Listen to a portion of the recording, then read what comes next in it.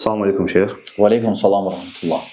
Qardaş belə bir sual verir ki, qəzəblənəndə səbirli olub və nəfsə hakim olmaq üçün konkret hansı yollar tövsiyə olunur? Çünki bəzən olur ki, insan qəzəblənir, nəsə edir və yaxud nəsə deyir, sonra sakitləşəndən sonra inanmır ki, onu bu edib.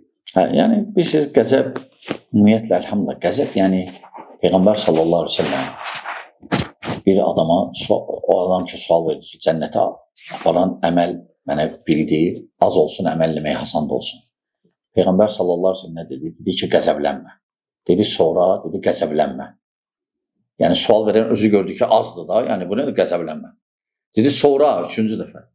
Dedi qəzəblənmə. Yəni bunu göstərir, qəzəb insanı azdırır, qəzəb insanı cinayətə apara bilər, qəzəb insanı nə gəldi didirə bilər, müəyyən addıma attıra bilər.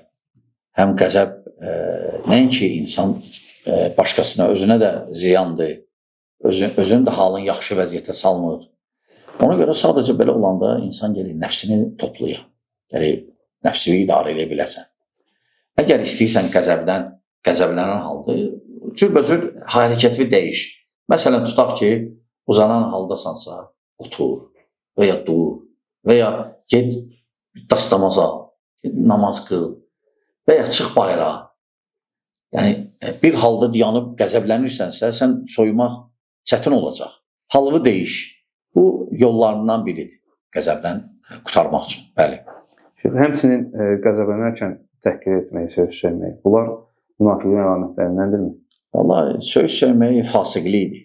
Peyğəmbər sallallahu əleyhi və səlləm buyurur ki, müsəlmanı söymək fasiqliyi, öldürmək isə küfrdür. Söz söymək fasiqlikdir. Yəni, böyük günah sahibidir o mənada. Amma o ki qaldı, təbii ki, insan gərək özün hər halda bütün əzalarını qoruya, idarə eləməyi bacara. Bəli, o zəiflikdir.